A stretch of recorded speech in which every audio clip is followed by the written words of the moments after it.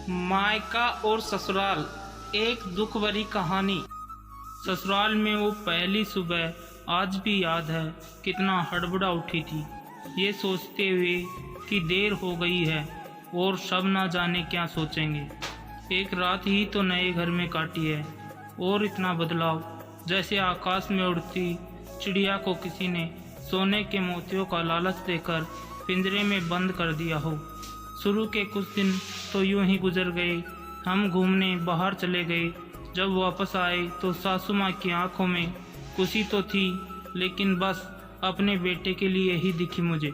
सोचा शायद नया नया रिश्ता है, एक दूसरे को समझते देर लगेगी, लेकिन समय ने जल्दी ही एहसास करा दिया कि मैं यहाँ बहू हूँ, जैसे चाहूँ वैसे नहीं रह सकती।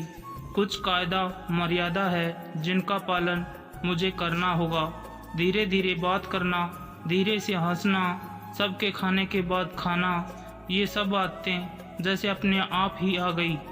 घर में माँ से भी कभी कभी ही बात होती थी। धीरे धीरे पीहर की याद सताने लगी।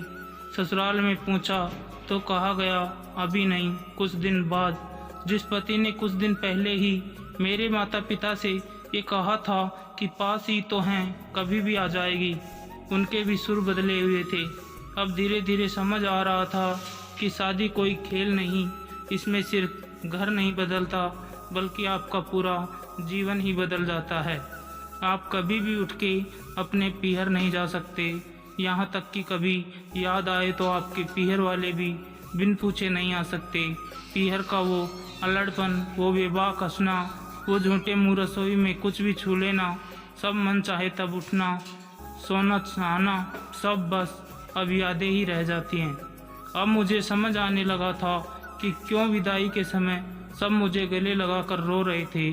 असल में मुझसे दूर होने का एहसास तो उन्हें हो ही रहा था, लेकिन एक और बात थी जो उन्हें अंदर ही अंदर परेशान कर रही थी कि जिस सच से उन्होंने मुझे इतने साल दूर रखा, अब वो मेरे सामने आ ही जाएगा। पापा का ये झूठ कि मैं उनकी बेटी नहीं बेटा हूँ, अब और दिन नहीं छुप पाएगा।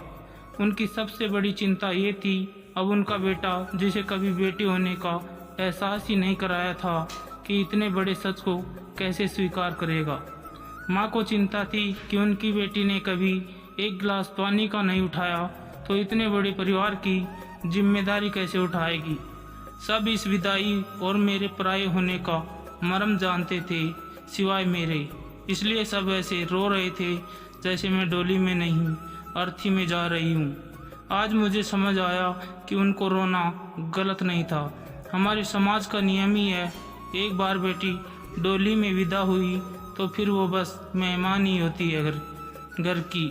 फिर कोई चाहे कितना ही क्यों ना कह ले कि ये घर आज भी उसका है। सच तो यह है कि अब वो कभी भी यूं ही अपने इस घर, जिसे मायका कहते हैं, नहीं आ सकती।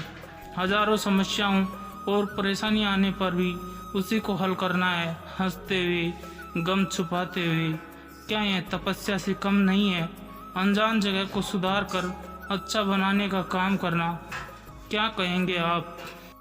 दोस्तों, कहानी कैसी लगी लाइक करें और कमेंट बॉक्स में अपनी राय दें।